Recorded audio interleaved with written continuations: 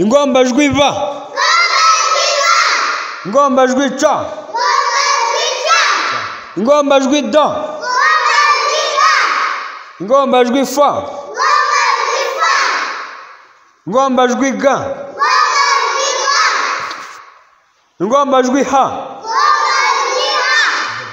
ingombajwi ja, ingombajwi ka, ingombajwi ra, ingombajwi ma,